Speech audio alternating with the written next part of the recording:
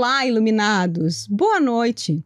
Eu sou a doutora Rebeca Bach, professora, médica veterinária, odontóloga... Que isso, Patrícia? Não tomou café hoje? Escute, mas esse episódio não é sobre mitos e verdades? Isso é o quê? É um mito! Um baita de um mito, né, gente? Não, peraí. Não, tudo bem que os alunos nos confundem, falam que a gente fala igual, que a gente gesticula igual, que a nossa aula é muito parecida, mas... Eu sou muito mais bonita, Rebeca. Eu sou muito mais inteligente. Pessoal, esse episódio, ele é especialmente para aquela conversa que você tem no ponto de ônibus. Sabe aquela lorota que te contaram? Por exemplo, doutora Rebeca, quiabo cura sinomose? Exatamente. Gato cai de pé? Graxa cura sarna? E o enxofre? Banho de enxofre. E gatos têm 7 vidas? Sei não, hein? Eu acho que a gente vai ter que desmistificar alguns mitos. Ou não, ou reforçar grandes verdades. Vamos começar falando verdades, então? Perfeito. Eu sou Rebeca Bach, médica veterinária, especializada em odontologia, professora, já atuante no mercado há uns 17 anos. E nós estamos aqui com mais um episódio do Pet Doccast, o podcast da família multiespécie. E olha o que a gente escolheu hoje, doutora Patrícia. Falar sobre mitos e verdades na medicina veterinária. E nós temos uma lista sem fim. Agora se apresente você, tal qual a verdade manda. Ok, a verdade então, sem mito. Eu sou Patrícia Mosco, médica veterinária, professora, atuante no mercado já há mais de 20 anos. E minha área de especialização são as doenças do trato urinário, mais puxadinho para as doenças renais. E tem muitos mitos que a gente vai falar. Tanto aqueles que não têm nada a ver com trato urinário ou com boca, mas também aqueles que têm a ver especificamente com a nossa área. Vamos começar por um que é super comum? Vamos. E daí, doutora Rebeca? Banho de enxofre, banho de graxa, cura sarna? Olha, pessoal, sabe que o enxofre tem um fundo de verdade nisso, não é totalmente mito, né? Porque o enxofre, ele tem ação para combater alguns agentes, alguns parasitas que causam doença de pele em cães. O problema é que existe, obviamente, uma dose correta, uma concentração adequada, um intervalo correto. E o que o pessoal fazia mais lá atrás? Eventualmente deve acontecer por aí. Comprava os pacotinhos de enxofre, diluía na água, né, sem um cuidado em relação à concentração. Para fazer uma pasta. E passava aquela pasta em cima do cachorro. Aquele cheiro não saía nunca mais, aquela pasta não saía nunca mais e provavelmente, né, pessoal, não resolvia o problema. Ou matava a sarna com aquele fudum do enxofre. Exatamente, né? Então, a verdade é que alguns mitos, eles têm um fundinho de verdade. O conhecimento popular, né, que de fato é real. Mas muitas vezes a forma como ele é utilizado, né, que não faz o sentido, né? Ou não tem a indicação adequada. Qual outro mito que é muito comum? Vou para mais um. Castrar engorda? Ai, isso aí é super frequente a gente ouvir. E eu vou dizer o que eu vivi na minha casa nos últimos meses. Minha cachorra, com 3 anos de idade, certo? Super ativa, né? Basicamente alimentação com ração, com alguns petiscos caseiros, assim, saudáveis. Castramos. E, de fato, a composição corpórea dela mudou.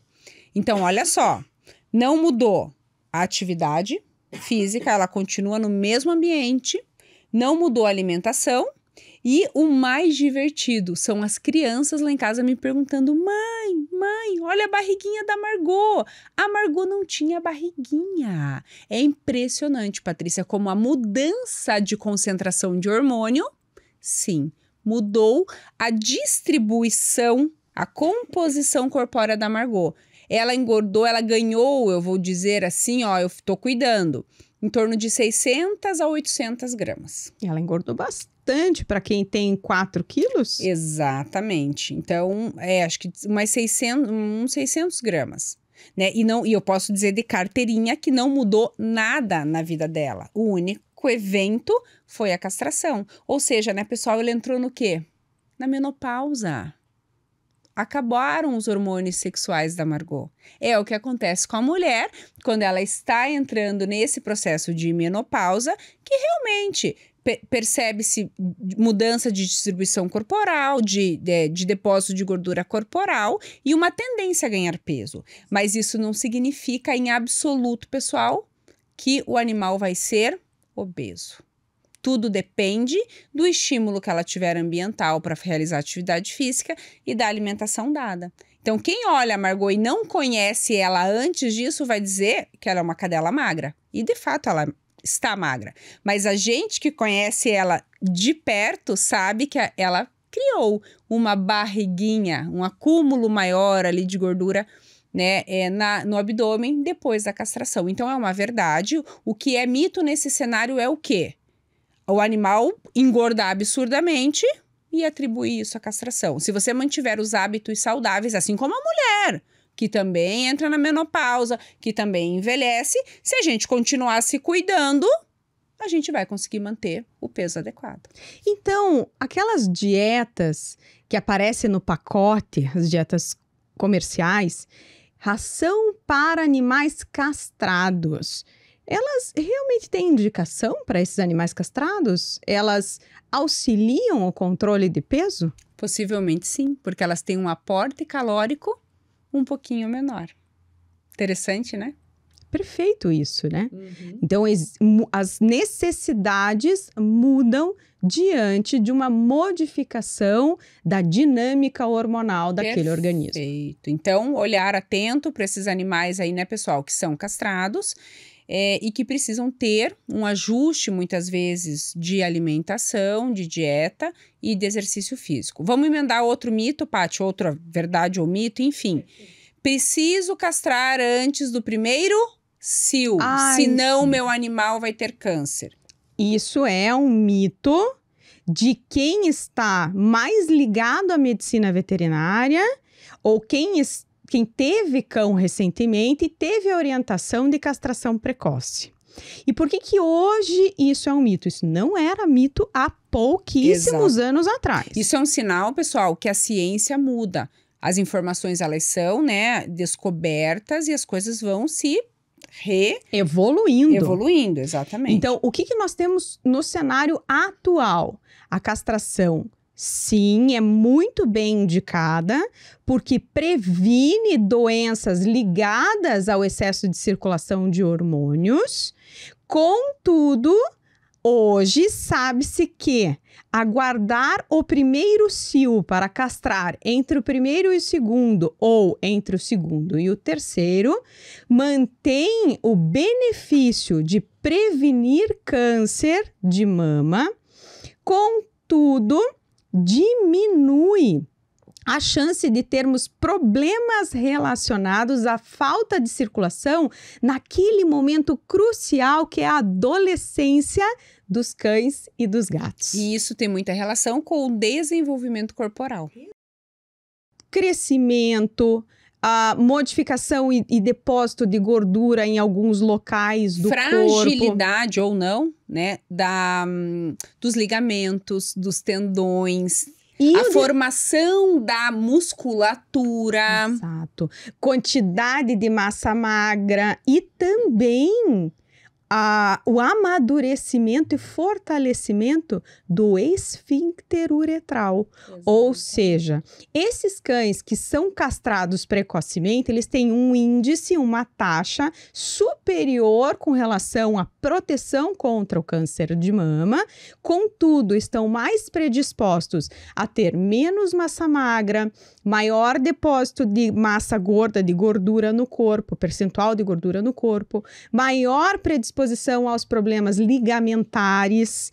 Como eles crescem mais, eles têm maior tendência aos problemas articulares e especialmente as fêmeas tem uma tendência a desenvolver incontinência urinária. Então, castrar antes do primeiro cio já não é tão bem indicado assim. Não é mais uma verdade. E se você quer ter mais informações sobre isso, confere lá que nós temos um episódio que fala sobre castração. Doutora Rebeca, mas tem gente que não chegou nesse estágio ainda. Tem gente que tinha o cão lá atrás, lá no quintal, e que teve cão há muito tempo, só lá quando era criança, e hoje tem o desejo de ter um cão, mas tem o conceito antigo de que a cadela precisa criar pelo menos uma vez para não ter câncer de mama. Isso é verdade? Isso é um mito. Tirar uma cria, que o pessoal acaba falando, né? Tem que tirar uma cria para evitar tumor. Não procede. Isso é um verdadeiro mito. Outro mito que agora vamos combinar que é divertido só para quem olha, ou melhor, para quem fala, mas de divertido não tem nada. É verdade que jogar água fria em cima do cachorro que tá montando na cadela separa os dois? Nem pensar, Paty. Nenhuma manobra, nenhuma estratégia vai separá-los. Por quê, pessoal? Porque é uma condição anatômica. No pênis do cão existe uma estrutura que ela dilata no momento da cópula, no momento que o pênis está lá dentro da vagina da cadela. É chamado bulbo do pênis, Bulbo. Que parece bem uma bolinha mesmo, né? Exatamente. E aí ele dilata com o intuito de travar dentro, né, do canal vaginal. Ocorre aquela torção, né? O cão e a cadela, né? O cachorro e a cadela, eles ficam de costas um para o outro grudados. E qualquer força que existir para tentar separá-los, eles vão tentar desencaixar, porque vão estar assustados, vão estar apanhando, vão estar sendo, né, recebendo água, seja quente, gelada, enfim. E aí, pessoal, enquanto esse bulbo da glande ele não diminuir, o bulbo peniano não vai destravar. E essa redução da circulação do sangue, desse engurgitamento, desse crescimento do bulbo, tem tudo a ver com o estresse. Então, enquanto esse cão não acalmar, esse bulbo não regride, ele não consegue soltar. E se conseguir, vai machucar tanto o pênis dele como o canal vaginal da fêmea. E aí tem uma super curiosidade. O cão pode fraturar o pênis. Sabe por quê? Porque o cão é uma espécie que tem um osso no pênis. Chama-se osso peniano. Então, se houver uma tração, um movimento mais brusco, pode acabar havendo fratura do osso peniano. Ai, meninos que nos ouvem, ai, né? Já deu para imaginar o tamanho da dor. Ou seja, se vocês se depararem com cães cruzando, deixa lá, respeita o momento e não força a barra para separar, porque vai ser muito lesivo para eles. Rebeca, e puxando para esse lado da reprodução ainda, cachorro tem problema de próstata? Cachorro tem próstata? Tem, cachorro tem próstata, pessoal. E a gente já falou aqui no episódio do Pet Doc também, eles podem ter hiperplasia prostática, eles podem ter abscessos prostáticos, eles podem ter neoplasias prostáticas. Então, castrar o cão macho, sim, evita que ele tenha principalmente hiperplasia e abscessos prostáticos. Então, é indicado, é uma verdade. E uma diferença entre cães e seres humanos é que o cão, quando tem problema prostático, é mais difícil que ele tenha um sinal de retenção urinária ou dificuldade em urinar, como é o homem. No homem, com a hiperplasia prostática ou com câncer de próstata, a próstata cresce para dentro, por onde no meinho passa o canal da uretra, o canal urinário. Então, quando essa próstata cresce para dentro, ela estrangula o canal urinário. E aí o ser humano tem dificuldade para urinar. O cão, quando tem câncer de próstata, que é muito menos frequente do que no homem, ou abscesso prostático, que felizmente também não é muito comum, pode ter esse sinal semelhante ao humano. Mas o que é disparadamente mais comum? A hiperplasia. E o que é a hiperplasia? O crescimento da próstata por estímulo hormonal da testosterona no macho não castrado ao longo de uma vida inteira. E aí, quando ele chega lá na sua idade um pouquinho mais avançada, que ele já está um pouco mais velhinho, essa próstata tá grandona, mas ela cresceu para fora e não para dentro. Então, qual é o sinal clínico de problema prostático no cão? Sangue na urina. E um outro sinal, doutora Rebeca, que ninguém pode imaginar que tenha relação com a próstata? Dificuldade para fazer cocô. Dificuldade para defecar, porque a próstata cresce, comprime o reto, que é a porção final ali do intestino, onde as fezes são armazenadas até a sua eliminação, né, o ato da defecação em si. E se a próstata está grande, comprime aqui, ó, o reto, e aí esse animal tem dificuldade para defecar, dor, né? Ou até mesmo as fezes podem sair achatadinhas, o que a gente chama de fezes em fita. Então, sim, pessoal, castrar o macho é indicado para evitar doenças de ordem reprodutiva. Paty, lembrei de uma coisa, em relação à água, falamos da água para separar a cruza, e a água para separar a briga? Você vê, gente, cão brigando é uma das coisas mais horríveis que tem. É assustador. Quem já passou por isso sabe muito bem. Né? E assim, posso jogar água para separar? Posso dar com cabo de vassoura para separar? Olha só, gente, experiência própria, tá? Já vivi isso. Todo mundo sabe, ou quem tá chegando agora vai descobrir. Eu adoro cães de porte grande, eu tenho vários e a minha vida toda eu tive sempre cães de porte grande a gigantes. E infelizmente já passei por isso. E é absolutamente assustador. Quando a gente joga água, alguns poucos animais se assustam, nem todos. E via de regra não é suficiente para conter a ira daquele momento. E se você se enfiar no meio dessa briga, vai sobrar para você. Palavra de quem perdeu 5 centímetros de músculo na coxa nas vésperas do casamento para tentar separar uma briga. Você não sabia disso, minha amiga? E a cicatriz que eu tenho na minha perna, você nunca reparou? Então, de uma briga antes do meu casamento. Mas não foi com meu marido, não. Não foi sexo selvagem, não. Foi briga de cachorro. E a minha cadela, minha paixão, que era uma ursa gostosa, ciumenta, valendo, tentou atacar a outra e eu me enfiei no meio. É óbvio que sobrou pra mim. Exatamente. Né? E quando a gente entra com outras armas, o cabo de vassoura é clássico, comum, né? A gente só aquece a briga.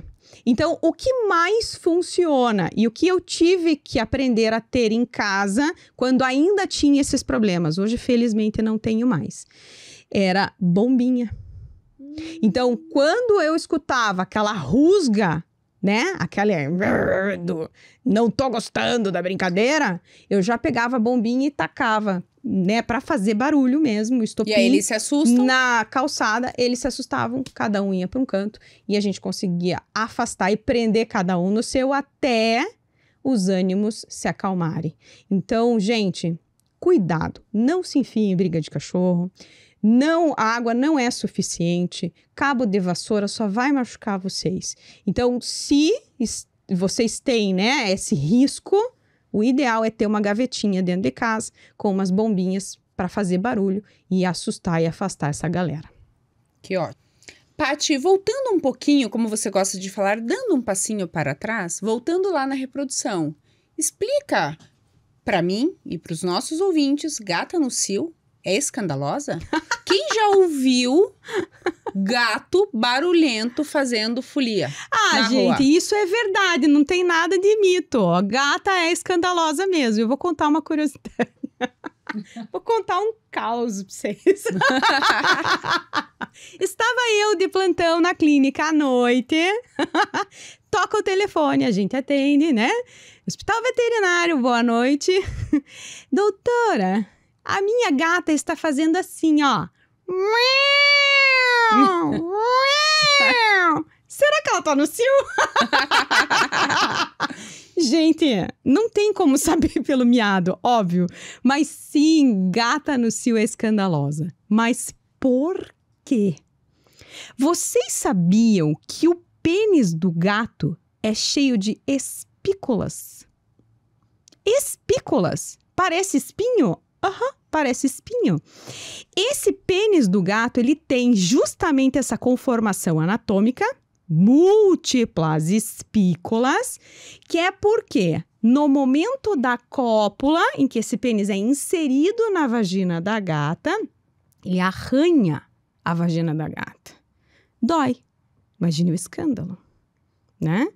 E por que isso é preciso? Porque é esse estímulo mecânico que vai ser percebido pelo sistema nervoso lá embaixo, trazido via neuronal lá para o cérebro, e lá no cérebro, uma das glândulas de controle vai liberar um hormônio que provoca a ovulação. Então, a gata só ovula se houver cópula. Então, quando ela estiver lá, naquela miação maluca, saibam que sim, ela está sendo machucada pelas espículas do pênis do gato para que ela consiga ovular e então acontecer fecundação e o desenvolvimento de filhotes. Olha, eu não sei se eu chamo esse episódio de mitos e verdades ou de curiosidades do mundo animal, né, Paty? Muito legal, porque né? É muita coisa, né? E assim, acima de tudo, pessoal, a natureza é sábia. Tudo tem um propósito. Tudo tem um porquê.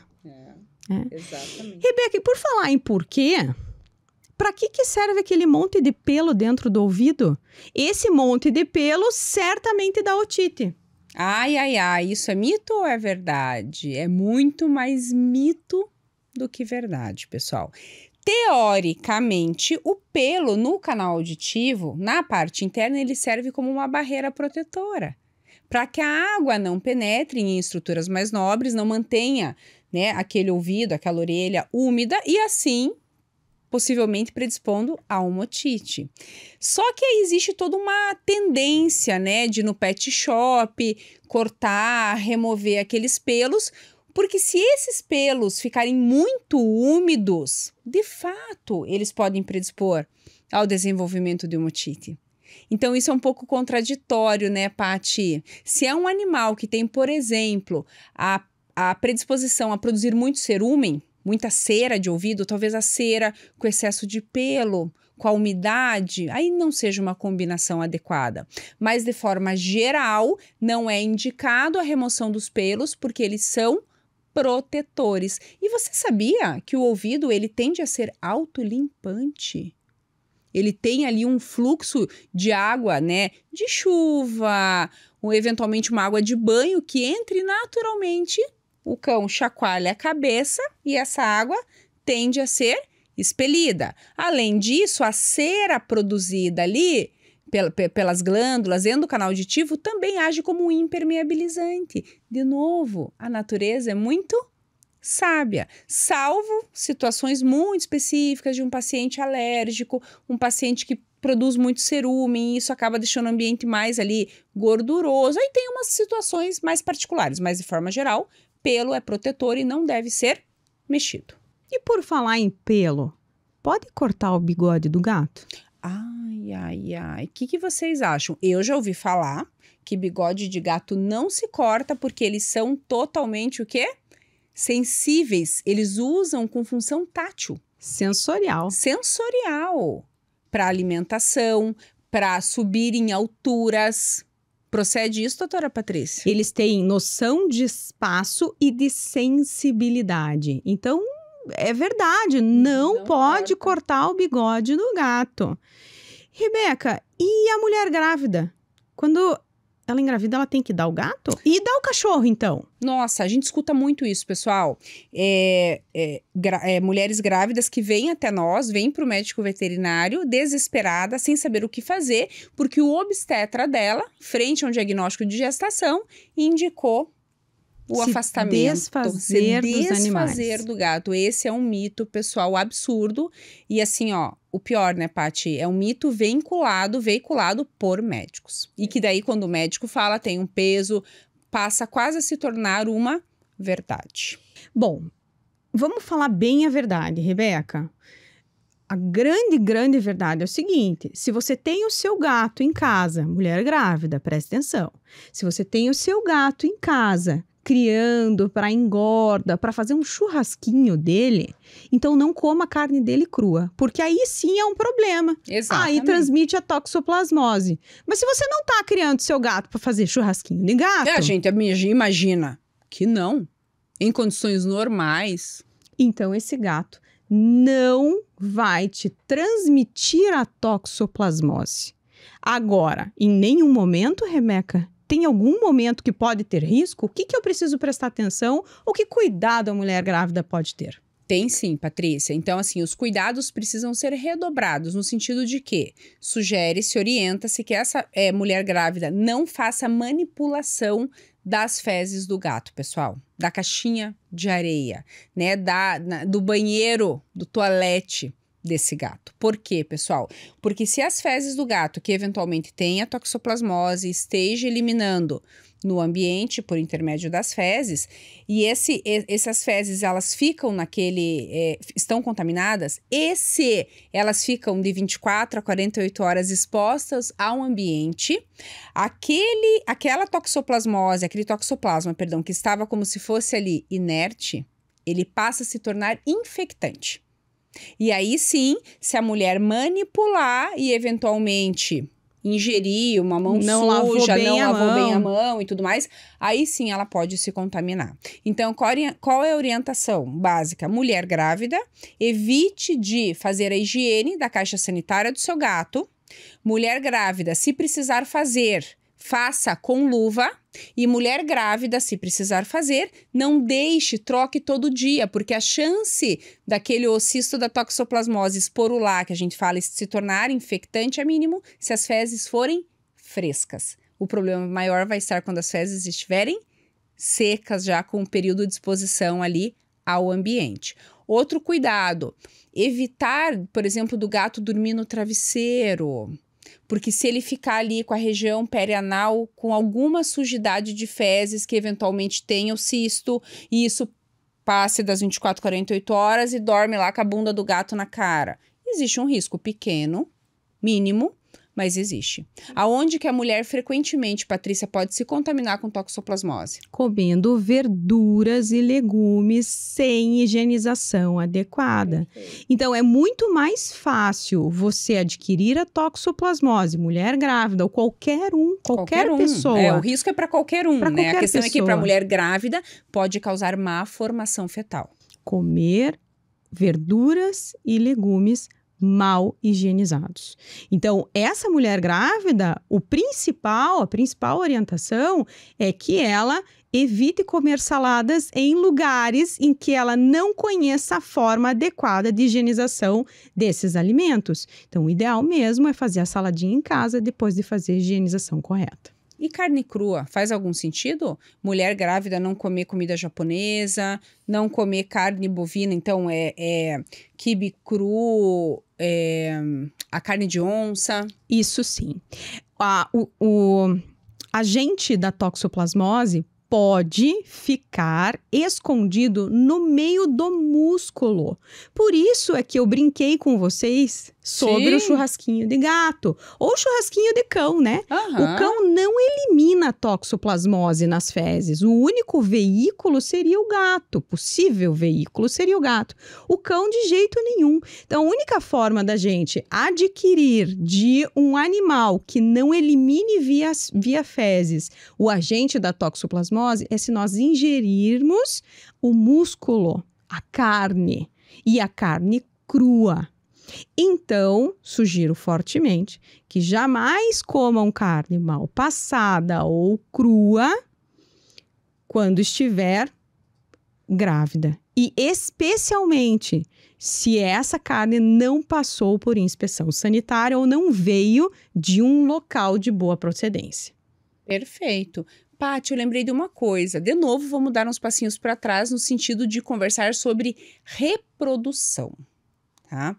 Meu animal não é castrado, seja ela gata ou cadela, e eu vou utilizar anticoncepcional, assim como usam nas mulheres, assim como as mulheres usam anticoncepcional para evitar a gravidez. Posso utilizar? Isso é mito ou é verdade? Essa fala é super importante, porque você usou alguns termos que os tutores usam. Então, eu vou começar desmistificando os próprios termos. Primeira coisa, cadela e gata não engravidam, elas emprenham. Gravidez é um estado natural da mulher. A cadela e a gata estão prenhes, ok? Esse é o termo correto. Isso é sobre bicho é bicho, gente é gente, bicho, gente é família. Lembra que a gente sempre fala aqui sobre as particularidades das espécies. Exatamente. Um segundo termo que se usa muito, né, Rê? Vacina pro cio. Vacina pro cio. Quer ver o veterinário tendo convulsão? É um aluno chegando pra gente dizendo da vacina anti-cio. Daí o professor de veterinária pira. Fica maluco. Vacina é, na verdade, uma... Posso chamar de medicação? Não posso chamar de medicação. Fármaco, não posso. Uma substância, Um produto desenvolvido para estímulo do sistema imune. Então, não tem nada de vacina. Esse termo é totalmente inadequado. Então, como é que eu chamo, Patrícia? Chama de anticoncepcional. Exatamente. Né? Chama de medicação anti-cio, mas não fala vacina, porque não é vacina. Uma coisa, outra coisa. E imaginem vocês o seguinte.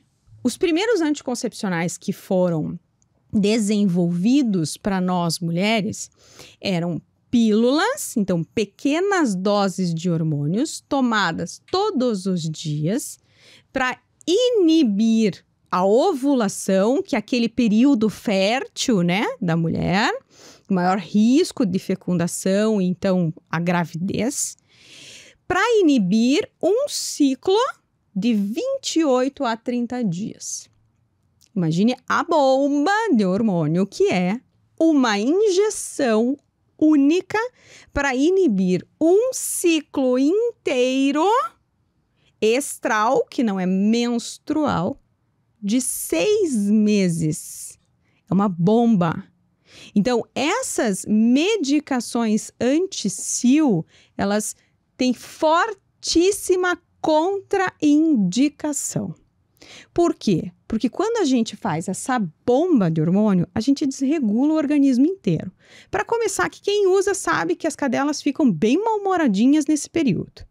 Segundo, aumenta muitíssimo o risco de desenvolvimento de tumor de mama, porque a gente está fazendo um super estímulo de alguns sensores, a gente costuma usar muito a palavra receptor, né? São sensores de hormônio que são muito sensíveis e podem desequilibrar ou pirar algumas célulazinhas predispostas ao desenvolvimento do câncer. E ainda mais um argumento fortíssimo é o aumento da predisposição às infecções uterinas.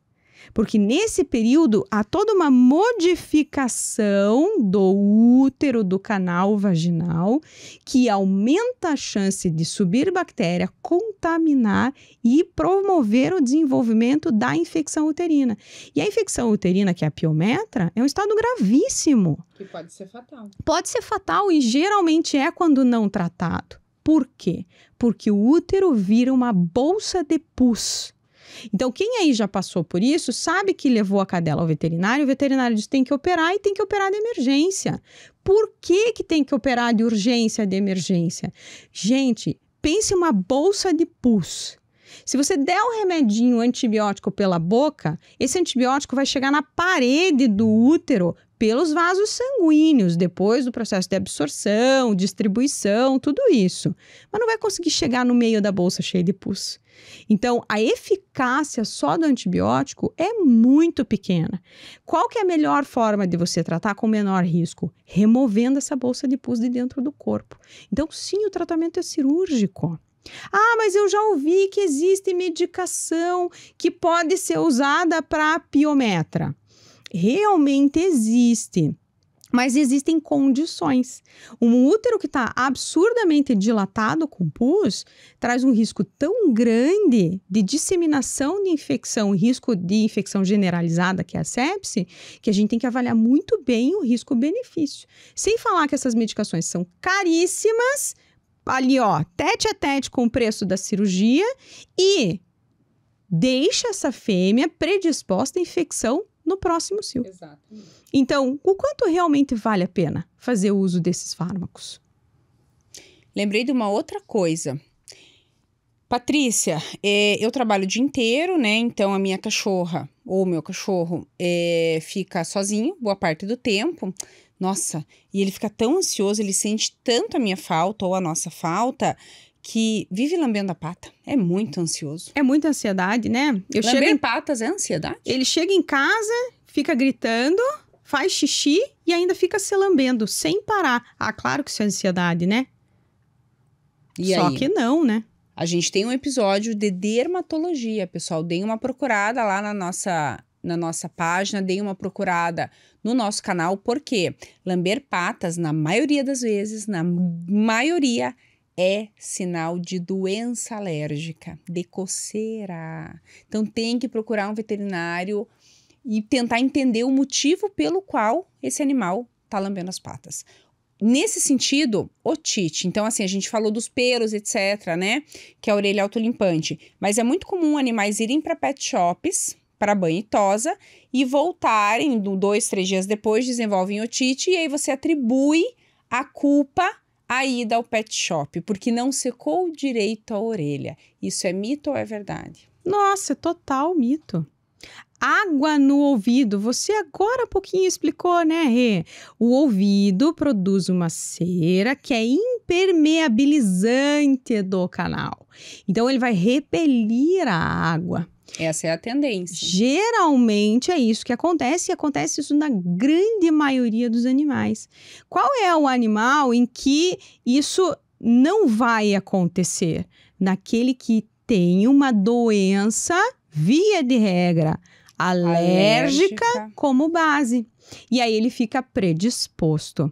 Mas não é propriamente a água no ouvido do cão alérgico que vai provocar otite, mas sim a própria alergia. Exatamente. Então fique esperto aí. Você que tem um cão que tem otite recorrente, otite que vai e volta, pode procurar um profissional, pessoal, porque provavelmente a culpa de tudo isso é uma doença alérgica. Rebeca, sabe aquelas verdades que a gente conhece desde criança? Eu acho muito legal olhar para minha filhinha e ver ela repetindo algumas coisas que a gente vê nos desenhos animados, mas nem todas são verdade. Por exemplo, gatinho e pires de leite. O gato gosta de tomar leite? Ele pode ser acostumado a tomar leite e alguns realmente acabam criando esse hábito. Mas o leite não é um alimento indicado nem para gato, nem para cão. E aí tem outra história nesse contexto. Dá leite quando o animal se intoxica. E aí, Patrícia? Comeu veneno, dá leite. Comeu veneno, dá leite. Mito ou verdade? Isso é mito. Pessoal, existem diversos tipos de venenos. E esses venenos, eles agridem o corpo por mecanismos diferentes. Alguns vão provocar distúrbio de coagulação. Outros vão provocar sinais neurológicos. Outros têm uma alcalinidade, que é o contrário da acidez, né? São super básicos, que, como soda, né? Tem ação cáustica da soda, que pode, de fato, lesionar esôfago, estômago, boca, etc. Então, dependendo do tipo do veneno ingerido, o leite, ao invés de proteger, pode potencializar a ação. Então, sabe o que é melhor? Pegar o bicho e correr no veterinário. Exatamente. E, de preferência, com o potinho do veneno, se você tiver. Se você não viu o veneno, se você não sabe, aí são outros 500, né? O veterinário vai ter que trabalhar ali para investigar qual é esse veneno que foi ingerido. Mas, especialmente se você viu, não adota nenhuma medida em casa. Leva para o veterinário. Exato. Ainda no cenário dos gatinhos, gato não passeia de coleira, Patrícia. Mito ou verdade? Esse mito, eu adorei descobrir que é mito. Eu nunca imaginei na minha vida ver gatos passeando de coleira, de peitoral. Coleira é melhor não, né? O peitoral, né? a guia. Passeando de peitoral no shopping, passeando na rua. Mas a gente viu no episódio da doutora Larissa Rincos que é preciso acostumar o gato a esse hábito e que sim, ele gosta de passear, ele gosta do benefício de ver a vida lá fora. Exatamente. Alguns vão ter dificuldade dessa adaptação, não vai ter o perfil para isso. Mas se ele bem condicionado e acostumado, vai ser uma estratégia muito legal. E lógico, né, pessoal? Sair em ambientes que eles não estejam sob risco. Né, de ter cachorros que não gostam de gato. Então tem que ser um ambiente que seja confortável e seguro para ele. Esses dias eu estava no shopping e daqui a pouco eu me deparo, tenho até foto disso, tenho que postar lá para vocês.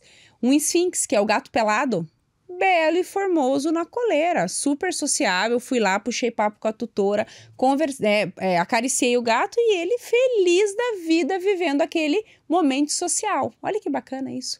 Então sim, os gatos também precisam ser acostumados, condicionados a ter vida social lá fora. Ter vida social lá fora é diferente de deixar o gato dar uma voltinha? Então, eu ia te perguntar exatamente isso. Existem 2 mitos antagônicos. O primeiro, gato não precisa sair, um apartamento telado é suficiente para o meu gato ser feliz. Segundo mito, do gato precisa dar uma voltinha, uma esticadinha nas patas. E aí? E aí, pessoal? Qual deles é verdade? Na verdade, é verdade isso. Se a gente olhar pela característica da espécie felina, ele sair para caçar é um hábito nato. Acontece que no mundo que nós vivemos hoje, nos riscos que esses animais estão sujeitos a quando eles saem dar essa voltinha, que é atropelamento, briga, queda, intoxicação, adquirir doenças infecciosas, ou seja, no cenário nosso hoje brasileiro, atual, onde tem muito bicho errante, muito bicho de rua, muita doença circulando, e muito risco de várias naturezas, não dá para liberar esse gato dar uma voltinha, pessoal. Então, infelizmente, existe essa limitação sim para a espécie por uma questão de segurança. Isso não significa que não seja bom para ele. Bom seria, lógico que é, mas não dá para correr esse risco, pelo amor ao seu animal. Agora, então, por amor a ele, eu vou deixar ele preso telado dentro do apartamento. Então, aí a gente já está entendendo, em dias atuais, que tem que ter estratégias para que esse animal possa ter uma vida social, se assim ele demonstrar e gostar, né, Paty? Então, sair passear sob supervisão é uma alternativa e enriquecimento ambiental é extremamente importante. Exatamente. Essa história de que gato é independente, não precisa de muito cuidado, por isso que eu vou ter gato que é mais fácil, não é bem assim. Então, tem o gato, né? Ele realmente é menos dependente emocionalmente do que o cão, mas desde que ele tenha um ambiente muito rico para que ele possa se distrair e não passar o dia na monotonia, porque senão ele vai acordar você de noite com os tapinhas querendo, e aí, dono, vamos brincar? Porque afinal eu fiquei o dia inteiro dormindo, não tinha distração e agora você está em casa, eu quero me divertir. Rebeca, conta para mim, se o meu cachorro tá com o focinho seco, então ele tá com febre? Ah, isso a gente escuta falar muito. Não necessariamente. Ele pode estar com o focinho seco simplesmente porque deitou perto de uma cobertinha ou perto da almofadinha ou perto da sua calça, da sua roupa. E quando encostou, a sua roupa, o pano, o tecido absorveu essa umidade e ressecou. Então, não necessariamente. Existem outros sinais que devem ser observados em conjunto para saber se esse cão, se esse gato realmente está com febre. Então, o focinho seco, a boca ressecada, a parte interna da virilha, quando você coloca a mão, você sente pelando. Eles já são mais quentes do que a gente. Então, quando a gente coloca a mão ali na região da virilha, a gente já sente mais quentinho. Mas quando é febre, gente, não tem a menor dúvida, tá pelando.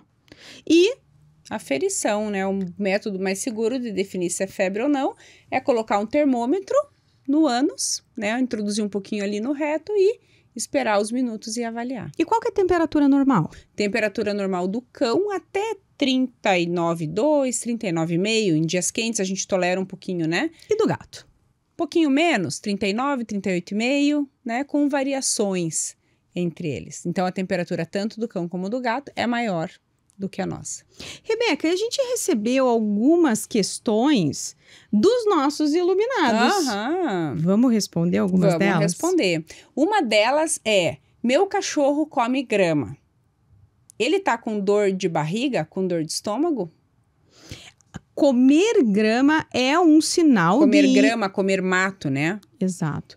É um sinal de indisposição. É um sinal de desconforto. E muitas vezes ele faz isso justamente para aumentar a quantidade de fibras na dieta e facilitar ou o trânsito de saída ou efetivamente o vômito. Mas não que isso seja normal.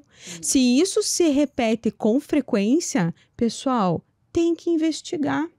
Isso acontecer num momento, meses e meses depois, um ano depois, eventualmente, ainda é tolerado. Mas a cada 15 dias, uma vez por semana, não pode ser considerado normal. Então, sim, é verdade, desde que não se repita com frequência. A mesma coisa diz respeito ao vômito.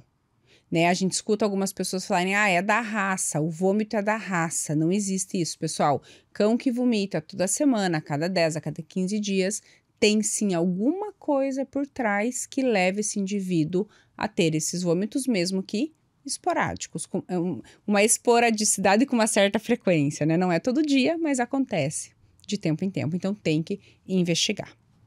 Uma outra pergunta que nos chegou foi sobre a uva. A uva. E é aí? mito ou é verdade que uva pode causar intoxicação nos pets? É verdade. Verdade. E olha só, gente, quanto mais seca a uva passa, mais concentrada é a quantidade de toxina presente nesse alimento. E maior é o potencial de intoxicação. Ah, Patrícia, isso é balela. Dou uva a vida inteira e nunca aconteceu nada. Gente, imagine, você está dando uma uva que tem uma certa concentração de toxina. Então, essa toxina, ela é potencialmente tóxica e grave para os rins. E nos rins nós temos milhares de trabalhadores. E dentro desses milhares de trabalhadores, inúmeras células. Então, essa toxina mata ali algumas células em alguns trabalhadores. Então, hoje você matou alguns, amanhã você matou mais uns, no outro você matou outros e assim por diante. Você vai começar a acumular lesões nesse rim até que a doença renal crônica se revela. Então, quer provocar doença renal crônica no seu pet? Continue dando uva como se não houvesse amanhã. Nós nos veremos em breve no consultório. E, Paty, uma coisa que a gente fala, repete aqui. Vacinar o meu cão todo ano é uma obrigação. Isso é verdade? Ah, isso é mito. E Hoje é mito. A gente vem levantando essa bandeira há muito tempo e existe um episódio exclusivo sobre isso. Gente, vacinar é um ato de amor necessário e de prevenção. Que fique absolutamente claro que nós somos pró-vacina. Nós defendemos a vacina. A vacina é efetiva para prevenir diversas enfermidades e, inclusive, proteger a nós, seres humanos, com relação a algumas doenças que são transmitidas de animais para a gente, que são as zoonoses.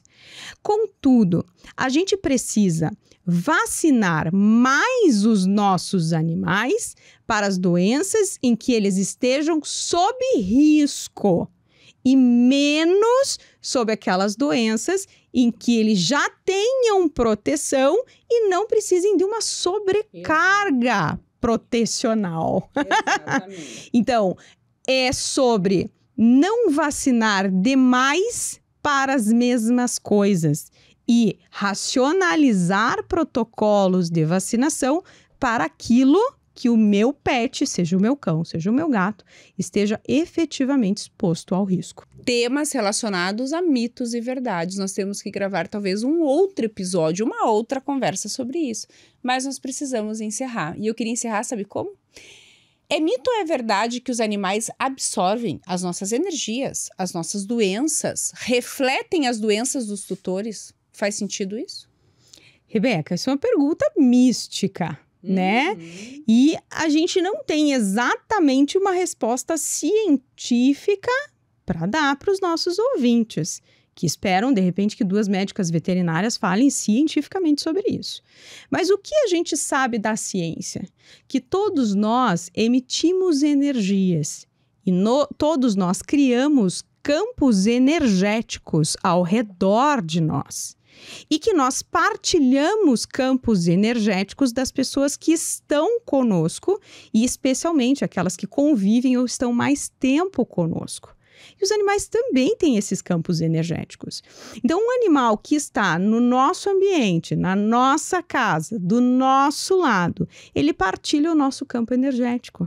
Então, se nós estamos sob energias ruins, baixa vibração, raiva, angústia, medo, estresse, ansiedade, sim, eles estarão também sob a influência dessas energias.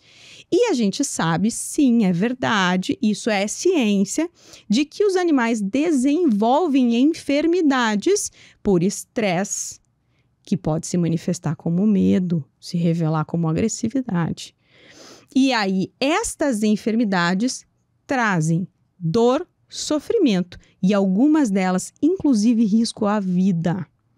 Então, quando a gente tem um pet e a gente ama esse pet e a gente usa esse pet como um apoio emocional, a gente tem que tomar cuidado na medida, na excedência, se é que eu posso usar essa palavra, não sei se existe, mas em nos excedermos com relação ao excesso de energias negativas, que tanto fazem mal para a nossa saúde, como podem sim fazer mal para a saúde deles. Perfeito! Que episódio delícia, hein? Espero que vocês tenham gostado, que vocês consigam, com esses mitos e verdades, aprender e cuidar melhor do seu pet, fazendo medicina veterinária preventiva para que ele possa viver mais tempo e com mais qualidade. Quero fazer um pedido. Tem algum mito, alguma dúvida que nós não respondemos nesse episódio? E eu sei que tem vários. Muitas. Manda aqui pra gente. Vamos escrever uma nova pauta. Um outro momento, um outro episódio, outras formas de entregar para você essas informações, para que vocês tenham informações de qualidade e consigam, a partir disso, fazer seus pets viverem mais e melhor. Exatamente. E não deixem de nos curtir nos nossos canais, no nosso canal do YouTube, na nossa página do Instagram, porque lá, pessoal, nós temos várias informações valiosíssimas para a saúde do seu pet. Esperamos vocês na nossa próxima quarta-feira, o nosso próximo encontro, às 19 horas. E não esqueça, bicho é bicho, gente é gente, mas bicho e gente é família. Boa noite, pessoal. Tchau, tchau.